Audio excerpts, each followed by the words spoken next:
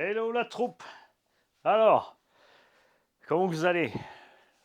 Je vous invite à ne pas oublier quelque chose en ce moment, c'est que je me penche sur les RC une fois par semaine ou tous les 15 jours en ce moment. Donc je fais une session d'atelier ou une session de roulage, ce qui me permet ensuite de vous faire 5, 10, 15 vidéos pour ponter la distance.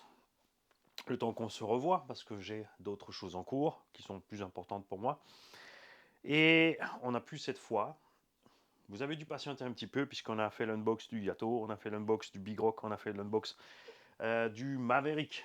Alors le Maverick ça allait relativement vite et c'est grâce à lui d'ailleurs que vous avez tout le reste avec. Si je ne me suis pas planté la programmation, vous avez eu les vidéos donc, de ces 3 véhicules condensés sur un week-end. Ce qui permettre à chacun d'avoir vu un peu les choses et nous allons revenir sur ces véhicules. Même ceux qu'on avait déjà testés. On va peut-être commencer par là d'ailleurs. Alors, on va mettre ça là. Ton chauffe-tasse c'est de l'autre côté, Mani. Ton chauffe-tasse c'est de l'autre côté. On va peut-être mettre en route, si, ça serait bien. Euh, Petite indication pour les fabricants de chauffe-tasse. C'est bien de faire des fonds plats, mais les tasses sont pas plates, elles ont un anneau et après sont bombées au milieu. Donc moi j'ai utilisé une rondelle en alu. C'est une astuce comme ça de bricoleur. Si tu utilises une tasse en verre avec un fond plat, ça marche. Sinon, comme quoi les ingénieurs, hein, dans tous les domaines, ils bug. Bigfoot. Évidemment, sur le terrain gazon, c'est pas son domaine. Il s'en est bien sorti quand même. Il aurait peut-être dû ralentir un peu plus dans les virages. Mani s'emportait un petit peu. Mais voilà. Entre-temps, on avait donc monté le punch de ce combo pour retourner sur le terrain. C'est ce que j'ai fait. Et c'était vraiment sympa. Si c'était rien que pour moi, je mettrais un combo plus balèze à bord. C'est sûr. Mais voilà. Le but, c'était de faire un engin utilisable par un débutant, pas trop violent. Donc quand tu prends des combos qui ne sont pas trop violents sur le punch ou le démarrage, ça va généralement bien. On a installé des amortos en alu là-dessus, parce que je les avais là, c'est ce que je voulais faire, pour avoir ce setup précisément qui permet à l'engin, vous avez vu sur les sauts, de faire pof, poser. Ce qui aide énormément, bien sûr aussi, ce sont les pneus bien moelleux. En température, on est bien, en autonomie, on est bien. Et moi, ça me plaît. Alors, ce Bigfoot, je vais vous le vendre. D'accord? Il est entier. On a une petite pliure ici dans la carreau, d'accord? Et le reste a tenu bon. L'arceau, franchement, fait un boulot magique. J'aimerais ce même arceau sur les X-Max et des carreaux 2 mm à peindre. Merci RC by J de mettre ça en route. Le pauvre. RC by J, il est en plein dans les travaux. C'est Mimi, c'est la Rara, c'est la même merde de ce côté pour l'instant. Donc, il va vraiment falloir qu'on patiente. Le temps que puisse se mettre en place définitivement son entreprise. Mais après, par contre, je vous le dis, on va se régaler comme des cochons entre lui et Action Modélisme. Je crois que j'aurais plus besoin des autres. Hein. Ah oui, c'est clair. Il va vous faire des trucs de dingue. Vous allez voir ça d'un RC sur mesure. Vous pourrez prendre des bouts de n'importe quelle bagnole, demander le châssis qui va avec, la tourelle, le truc, la carreau. Ça va être super. Et surtout avec ce que peut nous fournir Action Modélisme de chez KP, Minicang, ICC Racing, tout ça. Pff, voilà. Pour moi, les Amerlocs qui sont en train de mourir à petit feu. Bon, Traxxas nous a sorti, bien évidemment. On va en parler rapidement. Le Sand machin. Non, ce n'est pas un 1/5. Arrêtez de raconter que les Traxxas X-Max et compagnie, c'est 1/5. C'est catalogué dans les 1/5 dans les boutiques pour éviter de faire 36 000 catalogues. Parce que généralement, ils ont beaucoup de 1/10, beaucoup de 1/8. Et ensuite, plus grand chose. Donc même des fois, les GT1 7 sont catalogués dans les GT1 8, c'est normal. Les GT1 7 sont des 1/8 plus longues.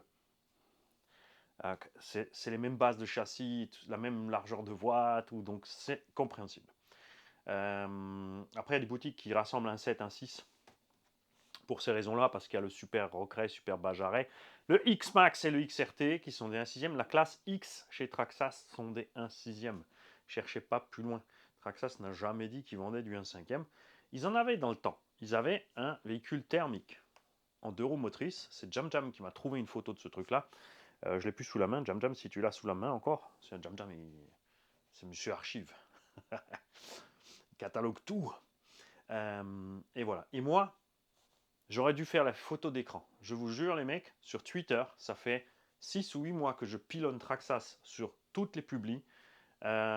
Pour aller sur les prix. Bon, après, c'est les prix en France, parce qu'aux US, il faut savoir que le Minimax coûte 230 $, ce qui équivaut à peu près à 210 euros. Hein, chez nous, il coûte 310. Bon, normal. Et donc, je leur ai écrit qu'on aimerait un Traxxas Jato, un 6e avec frein méca avant. Un truc dans le style. Ou un Desert Buggy, ou un Buggy Old School, quelque chose de sympa. Et voilà pas que 6-8 mois plus tard, ils l'ont pondu. Alors, je suis certainement pas le seul à leur dire. Peut-être qu'ils n'ont jamais lu mon com et les gars, ils ont eu la même idée. Hein, c'est pas pour frimer, mais on a eu la même blague avec le XRT. J'avais demandé un X-Revo ou au moins un X-Max avec des tourelles plus courtes, amortos plus courts, roues plus légères, de faire un engin de maximum 8-9 kg. Bon, là, ils ont merdé. Ils ont fait un engin plus lourd que le X-Max et plus large. C'était pas ce qu'on voulait, mais c'est pas grave. La preuve, c'est que ça marche tellement bien que le prix du XRT a chuté à 1050 euros. Dans beaucoup de boutiques, vous pouvez avoir les XRT en ce moment à 1000-1050 euros. Réfléchis bien à ton choix quand même. Perso, n'oublie pas qu'il est bas, qu'il tape vite au sol, que les graviers font vite des trous, mais il y a des gens qui font que s'amuser dans la prairie, donc ça ira bien. Les pneus, par contre, sont à chier. Que ce soit les normales ou sur le Ultimate, les Gravix, même sur le Rustler, hein, c'est pas bon. C'est pas bon. Ça aussi, je les pilonne tout le temps avec. Et on a eu la même blague avec le UDR. À l'époque, sur toutes les publics là, j'écrivais, ce serait bien d'avoir un engin avec un pont arrière. Boum, le UDR est tombé. Comme dit, je ne suis pas le seul, c'est important. Faites vos retours aux marques sans arrêt, même si vous vous dites qu'ils ne regardent pas. Il y a des gens, ils utilisent des analystes en fait, hein, et les mecs ils stockent les idées. Hein. Ils sont pas cons non plus, hein, c'est clair. Chez Arma, on avait dit c'est bien le Mojave et compagnie, mais ça serait sympa avec des couleurs un peu plus réalistes. Ils nous ont pondu le Nissan et Toyota. Sur le Mojave 4S, c'est juste de la balle. Hein. On est content avec ce genre de choses, mais les idées, il faut leur passer. Donc, cet engin-là, c'est à la base un BL2S, mais je le voulais pour cette carrosserie et ses roues et ses pneumatiques. Vous avez une upgrade de suspect. Je vous file avec, vous n'avez pas réussi à les casser, hein. Le décardant acier RC AWD, option. Les couronnes et les pignons d'attaque RC AWD, option. Le combo brushless, d'accord. Et le tout pour le prix d'un BL2S simple. Donc 380 € livré. Je te file cette caisse. Ok. Et tu te retrouves donc, en gros, en fait, c'est pas tout à fait la puissance du VXL 3S, on va dire basé sur plus les anciens Stampede. Hein. Donc tu me mails sur rcgarage68@gmail.com si tu es intéressé. Mondial relais avec assurance, il faut compter 25 € pour que tu saches où tu en es sur le budget de la bagnole. On a mis les protections aussi dessus, bien évidemment. Les essais sont en ligne, tu as vu tout ce qu'il a subi et comment il fonctionne. Hein. Et si personne se décide avant moi, peut-être que je vais y coller un combo plus méchant. Et que je vais te le garder. Mais parce que je vous avais dit, hein, d'un côté j'ai envie de refaire une petite collection de MT1 8. Enfin j'ai déjà en cours, mais on va en rajouter encore un. Le 4e successeur 8. Cette année, on devrait enfin réussir à l'avoir 2-3 ans qu'on l'attend ce machin-là, voire plus. Bon, il a eu des modifs, des machins, des bidules et tout ça. Voilà. J'attends pas de cette machine que ce soit le basher de l'année, c'est sûr. C'est dans le goût d'un Savage. On va voir ce qu'ils nous ont mis au matos, ce qu'ils vont nous faire avec le prix. La carreau d'origine, c'est pas ma cam non plus. Et les roues, si c'est celle qui a été sur les photos, seront un peu lourdes. Mais bon, on s'en fout, on l'en veut.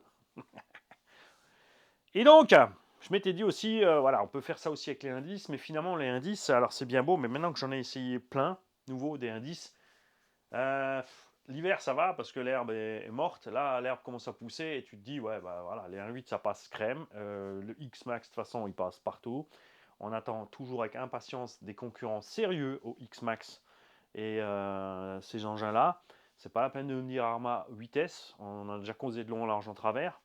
J'aime bien le Outcast en vitesse, mais trop large, optiquement, ça j'aime pas. Et le coup des cardans, il n'y a aucune solution en cours pour les cardans. Et le pire pour moi chez Horizon Bee en ce moment, je vous l'avais dit il y a quelques années, Horizon Bee vont crever Arma, ils sont en train de le faire. Le prix des pièces a explosé. Arma, c'était pas trop cher au départ et les pièces étaient pas chères. Tu roulais, tu cassais, tu roulais, tu cassais, tu roulais, tu t'en foutais, tu changeais les pièces à gogo. Tu avais un deuxième châssis, carrément, tu switchais vite l'électro et bam. Tu vois, là, tu fais plaisir en bâche. En bâche, tu dois réparer.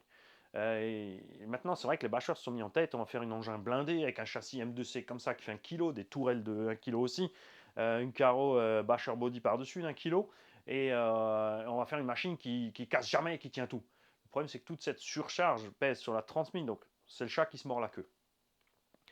Si tu veux vraiment t'éclater en bâche, tu prends une machine de merde, dont les pièces ne coûtent rien. Tu l'envoies. Parce que si tu te craches, ça pète. Ok, tu répares, tu repars. Et le but, c'est quand même de finir chaque fois sur les roues et de poser propre la machine, quoi que soit l'angle d'attaque de ton saut, la vitesse avec laquelle tu arrives. C'est ça le truc. Et je trouve qu'à l'heure actuelle, c'est toujours encore plus rentable de prendre une machine merdique avec des pièces de rechange à gogo qui coûtent pas cher. Tu vas sur le bon coin, tu écumes le bon coin et tu récupères par exemple une tonne de Arma V2, V3. Et allez, t'en prends 4, 5, 6 parce que c'est largué à 150-200 balles ces châssis-là. Tu te prends du haut bas haut, le SST, il a des problèmes de solidité, des triangles, des machins, des bidules. Mais des SST pareil, t'en trouves plein. Bon, c'est peut-être un peu plus cher, c'est pour ça que je te dis parler des Arma. Enfin bref, tu te prends un type de véhicule que tu trouves facile sur le bon coin, où tu trouves facile les pièces, t'achètes 4-5 épaves, tu t'en fous de l'état dans lequel ils arrivent, tu les révises même pas de toute façon. Il te faut un bon combo.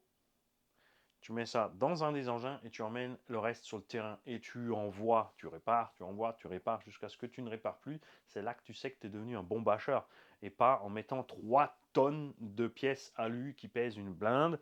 C'est pour ça que tu as dit 3 tonnes, Mani, qui nécessite un moteur plus puissant, plus de batterie et en cas de méchant crash, gros budget. Hein? Alors, Mani s'étale. Par contre, on continue. J'ai le choix. Le PR Racing, rapidement.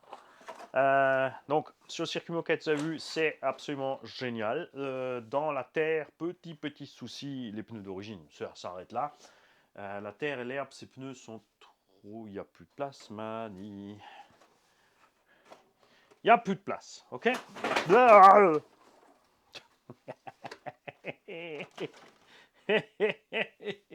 Et doucement se profile aussi un autre problème, c'est que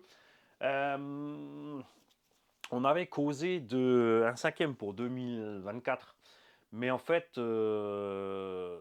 j'ai commandé un truc FG. Merci GGM Store. Allez voir le site GGM Store. C'est un jouet club à l'intérieur. Il y a jeux et jouets Modélisma. Enfin, jeux et jouets store. Machin. Enfin, bref, tu lis. Et, et j'ai très envie de. Il me reste quand même un combo encore. De me reprendre une MCD RR5. Le buggy bas de gamme. Parce qu'avec ce buggy bas de gamme, on a vraiment cochonné.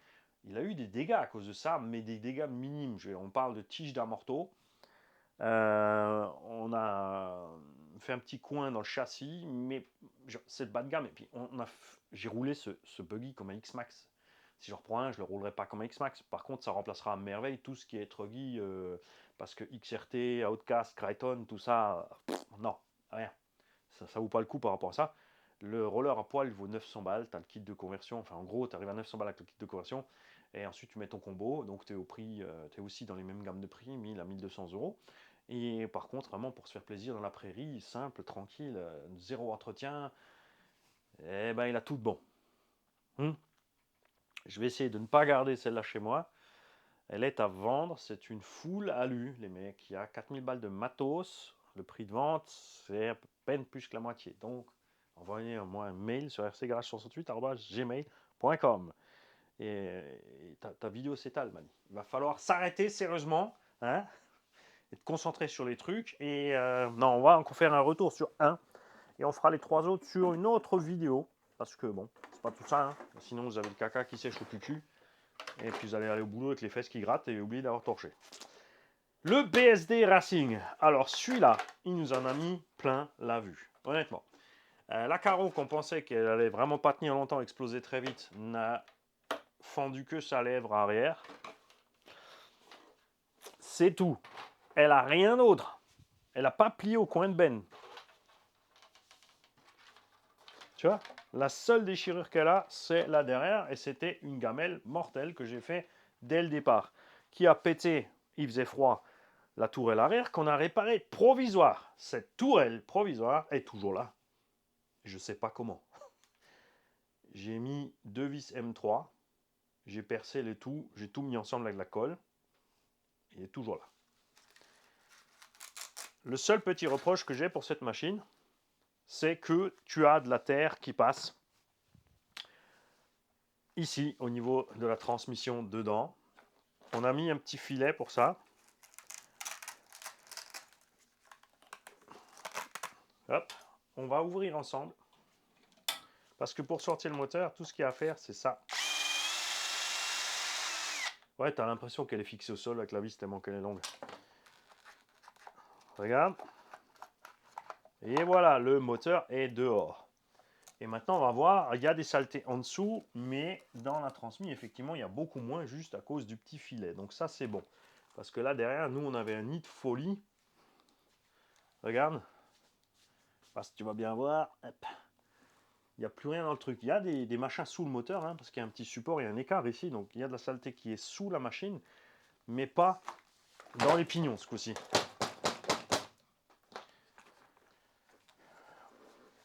On n'a pas fait semblant à l'utilisation. On a fait tranquille au début pour lui laisser une chance, comme on fait avec toutes les machines. Et après, par contre, on a commencé à être nettement moins sympa. On eût cru avoir tordu une tige d'amorto, mais ce n'est pas vrai. Ce n'est pas la tige d'amorto que j'ai tordue. Je vais te montrer ce qui s'est passé.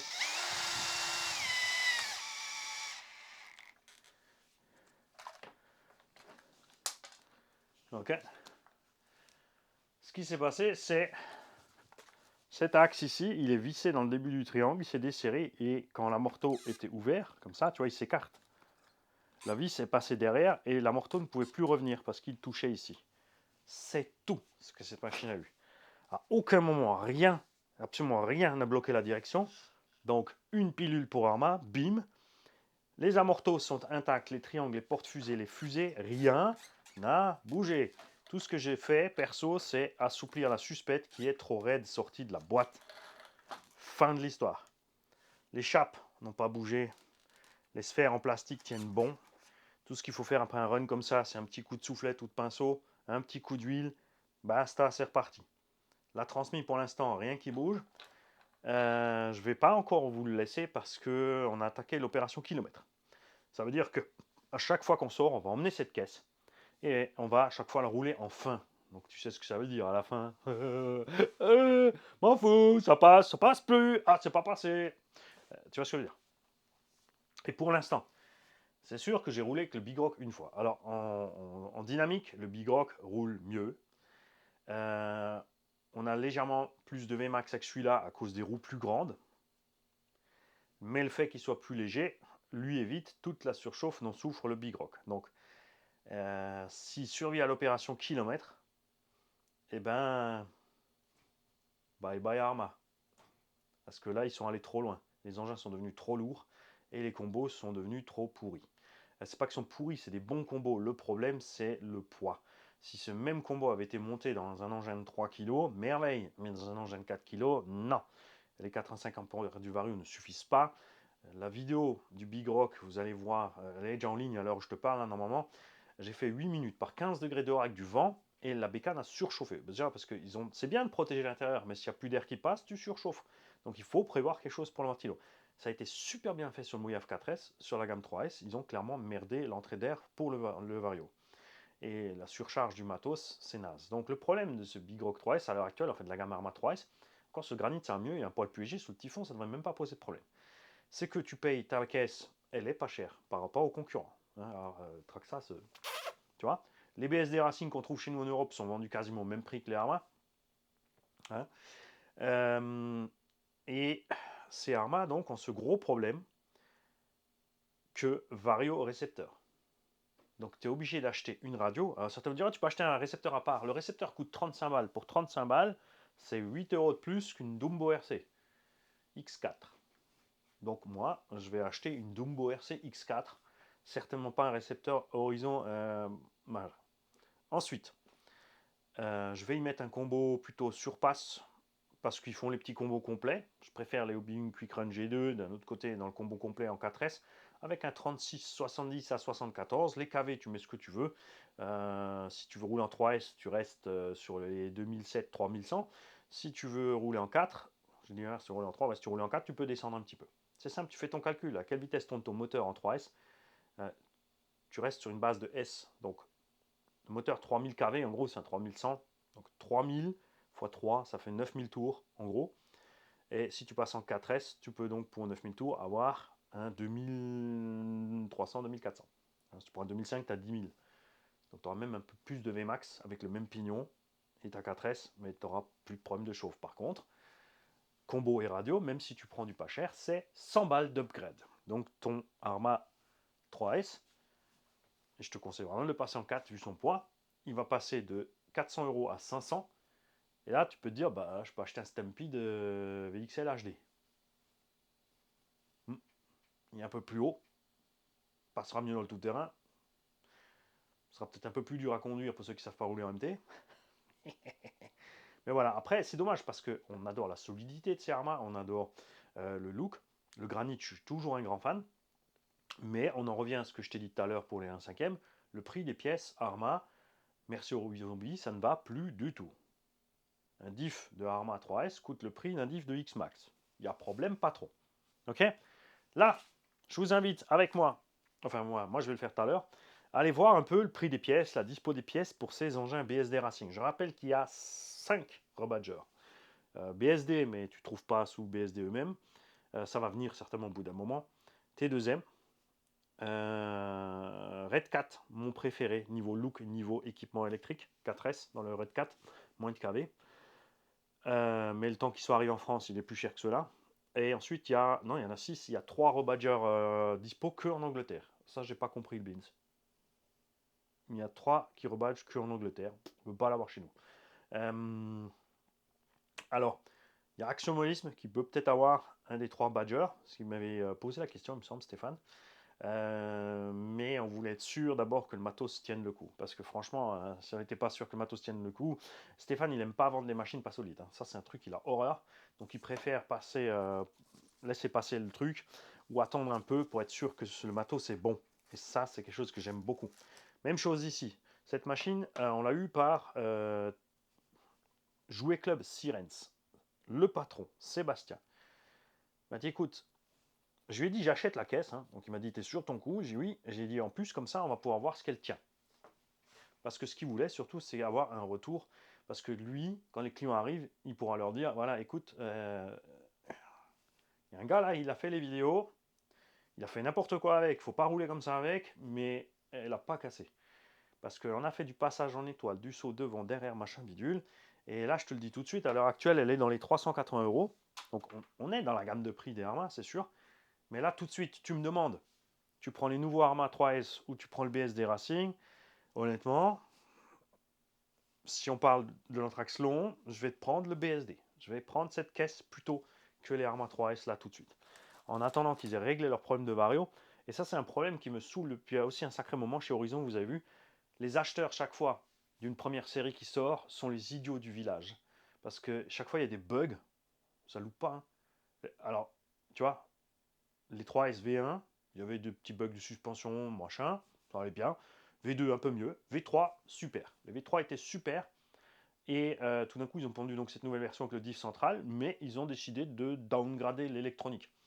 Le Luxcal, franchement, j'en ai rien à tamponner des rétroviseurs, des essuie-glaces et de la bête pare-brise et du machin sur un engin où je roule vite avec. Et surtout que je ne comprends pas Horizon Bee. Horizon Bee, ils ont l'Ozi. Alors, ils font une gamme de produits chez l'Ozi, une gamme de produits chez Axial, une gamme de produits chez Arma. Ils ont tué une gamme de produits chez Axial pour la foutre chez l'Ozi. Ils ont tué une gamme de produits l'Ozi pour la foutre chez Arma et inversement. Donc, pour pas se concurrencer tout seul. Donc, déjà, nous, on a perdu un paquet de véhicules dans le catalogue. Et ensuite, ils se font des. Tout d'un coup, ils commencent à faire du Scal sur du Arma. Mais qui... On s'en fout. Le Mojave, il est 4S, c'est sûr, il est chouette comme il est, mais on n'a pas besoin de plus. Pourquoi ils foutent encore des rétros et des conneries comme ça sur les engins? Si tu veux faire du Scal, oui, mais ça c'est pour ceux qui aiment jouer à la poupée. Tu Tu vois, moi, j'aime pas jouer à la poupée. Pas parce que c'est un truc de fille, hein, la poupée c'est pour tout le monde. Mais mon rayon, c'est pas jouer à la poupée. Mon rayon, c'est jouer à la petite voiture télécommandée. Et si tu te poses la question et que tu as un jouet club pas loin de chez toi et que tu n'as pas envie de t'emmerder à trouver d'autres véhicules loin, machin bidule, et tu sais pas, eh ben, ça fait mal de le dire, hein, mais là, cet engin-là, tu vois, Traxxas Arma BSD.